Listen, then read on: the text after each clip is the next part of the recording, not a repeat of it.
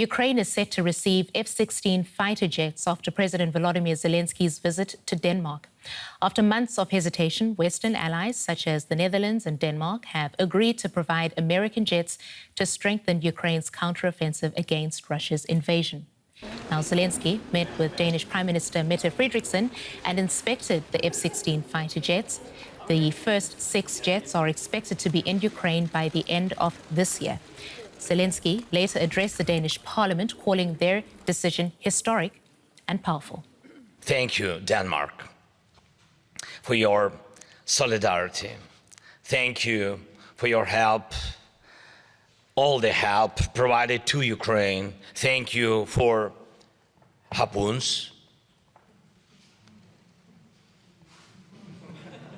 Russians afraid.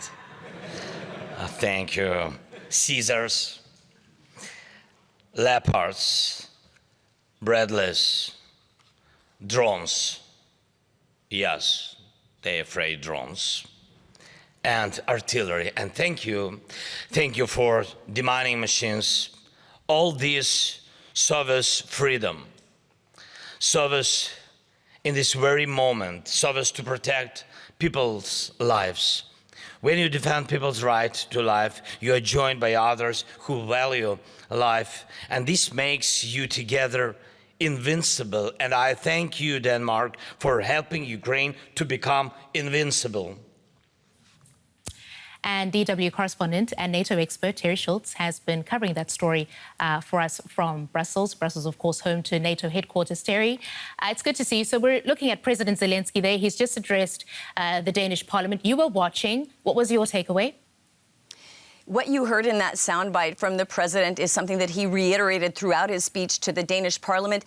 A lot of thank you, thank you, thank you. And Christine, this reminds me of when we were in Vilnius and President Zelensky was criticized by allies for seeming not to be grateful enough for all the weapons that they were sending him. So he clearly is taking care to make sure that everyone in these countries who are sending weapons to Ukraine understand how much he appreciates them. Now, of course, this is a big day now in Denmark, with them just deciding to send the F-16s. This is something he's been asking for and was told earlier he wouldn't be getting. So I think certainly the president is feeling pretty good now as he speaks to Danish parliamentarians. Good as he might be feeling, Terry, even once Denmark and Netherlands have agreed to give these F-16s as they've done, it's going to take a long time for them to arrive. So will they really make a difference for Ukraine in this counteroffensive?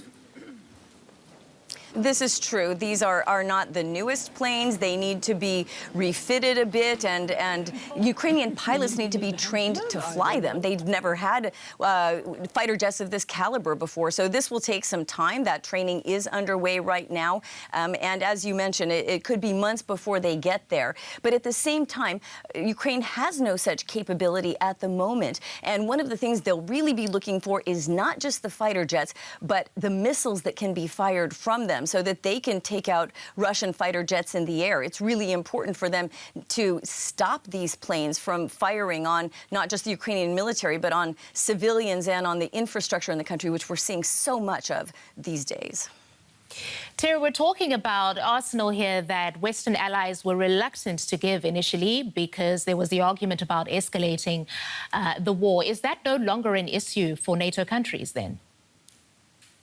You will still hear some leaders bring that up now and then, but it's largely been discredited because Russia hasn't stopped attacking particularly civilians, no matter what weapons were supplied to Ukraine. So we don't hear so much of that anymore. At the same time, and this is really important and has been emphasized to President Zelensky as he tours these countries, the allies do not want these weapons used inside Russian territory. So Ukraine is not allowed to cross into Russia to use any of the weapons that have been supplied by NATO allies, so that Moscow can't make the argument that NATO is at war with Ukraine. Of course, we'll still hear those things coming out of the Kremlin, but the president of Ukraine has promised personally that he will not use these weapons in Russian territory. Of course, that doesn't count when you're talking about the territory that Russia is occupying in Ukraine. That is Ukrainian territory, and that's exactly where they want to kick the Russian soldiers out of. The polls in allied countries, some polls have shown what we can call sagging public support for aiding Ukraine, here in Germany, for example, and in the United States. How big of a concern is that? It's a huge concern at any time, Christine. Donor fatigue, worrying that countries are getting tired of supplying Ukraine, of being asked over and over to allot more of their budgets to help this country. But it is a particular concern, as you mentioned, in the United States with a presidential election coming up. And the typical hawks, the Republicans, are the ones leading these charges to stop funding Ukraine. Why does Ukraine matter to the United States, they say? And this could hit a resonant point with voters. And so I think the Biden administration is very much feeling a timeline crunch on getting more weapons to Ukraine before Biden has to hit the trail running for re-election for president. So I think that people are very much worried about this turning sentiment in the United States. As you mentioned, more than half of people polled said that they don't think they should be giving as much aid to Ukraine. This is a huge concern. All right, and that's where we'll leave it. Terry Schultz reporting on those developments for us from Brussels. Thank you as always, Terry.